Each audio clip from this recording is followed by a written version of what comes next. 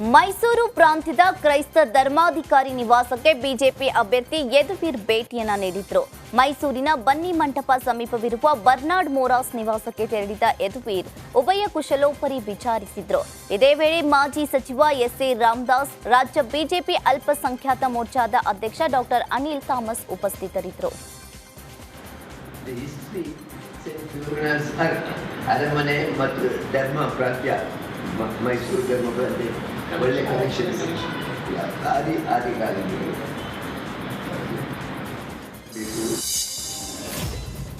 ಪ್ರಧಾನಿ ಮೋದಿ ಅವರು ಮಾಡಿರುವಂತಹ ಕೆಲಸಗಳ ಬಗ್ಗೆ ಜನರಿಗೆ ತಿಳಿಸಲು ನಮೋ ಭಾರತ ಕಾರ್ಯಕ್ರಮ ಮಾಡ್ತಾ ಇದ್ದೀವಿ ಅಂತ ಚಿಂತಕ ಚಕ್ರವರ್ತಿ ಸೂಲಿಬೆಲೆ ಹೇಳಿದರು. ಕೊಪ್ಪಳದ ಗಂಗಾವತಿಯಲ್ಲಿ ಮಾತನಾಡಿದ ಸೂಲಿಬೆಲೆ, ನಮ್ಮ ದೇಶದ ರಕ್ಷಣೆಗೆ ಸದೃಢ ನಾಯಕ ಬೇಕು. ಮೋದಿ ಅವರ ಸ್ವಂತ ನಿರ್ಣಯ ಕೈಗೊಳ್ಳುವ ಮೂಲಕ ದೇಶದ ರಕ್ಷಣೆ ಮಾಡಿದ್ದಾರೆ ಅಂತ ಬಣ್ಣಿಸಿದರು. ನಮೋ ಗೆಲುವಿಗೆ ನಾವೆಲ್ಲ ಒಟ್ಟಾಗಿ ಕೆಲಸ ಮಾಡಬೇಕು ಎಂದರು. ಯಾಕೆ ಇಷ್ಟ ಆಗೋದು ಅಂತಂದ್ರೆ, ನರೇಂದ್ರ ಮೋದಿ ಅವರನ್ನ ನಾವು ಬಯಸಿದ್ ಯಾಕೆ ಅಂತಂದ್ರೆ, ಇಂಥದೊಂದು ನಿರ್ಣಯವನ್ನ ಬಲವಾಗಿ ತೆಗೆದುಕೊಳ್ಳಲಿಕ್ಕೆ ಅವ್ರ ಹತ್ರ ಸಾಧ್ಯವಾಗ್ತಿತ್ತು ಅಂತ. ಉರಿಯಲ್ಲಿ ದಾಳಿ ಮಾಡಿದಾಗ 18 ಸೈನಿಕರನ್ನ ನಾವು ಕಳ್ಕೊಂಡ್ವಿ.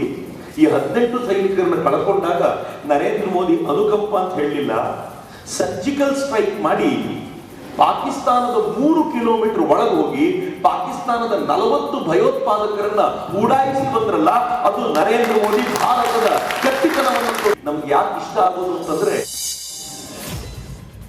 ಕಾಂಗ್ರೆಸ್ ಘೋಷಿಸಿದ ಆ 5 ಗ್ಯಾರಂಟಿಗಳಿಂದ ಸಿದ್ದರಾಮಯ್ಯ ಸರ್ಕಾರ ಅಧಿಕಾರಕ್ಕೆ ಬಂತು ಅಂತ ಚಿಂತಕ ಚಕ್ರವರ್ತಿ ಸೂಲಿಬೆಲೆ ಹೇಳಿದ್ರು. ಗ್ಯಾರಂಟಿಗಳಿಗೆ ಮರುಳಾದ ಜನರು ವೋಟ್ ಮಾಡಿ ಆಯ್ಕೆ ಮಾಡಿದ್ರು ಅಂತ ಅಸಮಾಧಾನವನ್ನ ವ್ಯಕ್ತಪಡಿಸಿದ್ರು. ಬಸ್ ಫ್ರೀ ಅಂದಿದ್ದಕ್ಕೆ ಸಿದ್ದರಾಮಯ್ಯ ಅವರನ್ನ ಆಯ್ಕೆ ಮಾಡೋದಾದ್ರೆ, ಟ್ರೈನ್ ಟಿಕೆಟ್ ಫ್ರೀ ಅಂದ್ರೆ ರಾಹುಲ್ ಗಾಂಧಿಯನ್ನ ಪ್ರಧಾನಿ ಮಾಡಿದ್ರೆ ಡೇಂಜರ್ ಅಂತ ಸೂಲಿಬೆಲೆ ಹೇಳಿದ್ರು.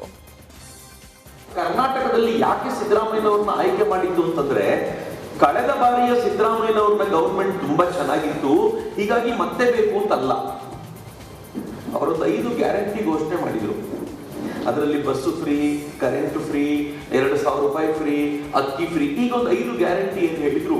ಆ ಗ್ಯಾರಂಟಿಗೆ ಮರುಳಾದ ಜನ ಅವರು ವೋಟ್ ಮಾಡಿ ಆಯ್ಕೆ ಮಾಡಿದ್ದಾರೆ ಅಂತ ನಿಜವಾಗ್ಲೂ ಭಯ ಆಯಿತು. ಪ್ರಜ್ಞಾವಂತ ರಾಜ್ಯವೊಂದು ಈ ತರದ ಆಮಿಷಕ್ಕೆ ಬಲಿಯಾಗುತ್ತೆ ಅಂತಾದ್ರೆ, ಒಂದು ಬಸ್ ಟಿಕೆಟ್ ಫ್ರೀ ಅನ್ನೋದಕ್ಕೆ ಸಿದ್ದರಾಮಯ್ಯನವ್ರನ್ನ ಮುಖ್ಯಮಂತ್ರಿ ಅಂತ ಒಪ್ಪೋದಾದ್ರೆ, ನಾಳೆ ಟ್ರೈನ್ ಟಿಕೆಟ್ ಫ್ರೀ ಅಂತಂದ್ರೆ ರಾಹುಲ್ ಗಾಂಧಿ ಪ್ರಧಾನಮಂತ್ರಿ ಅಂತ ಒಪ್ಪಿಡ್ತಾರಲ್ಲಪ್ಪ.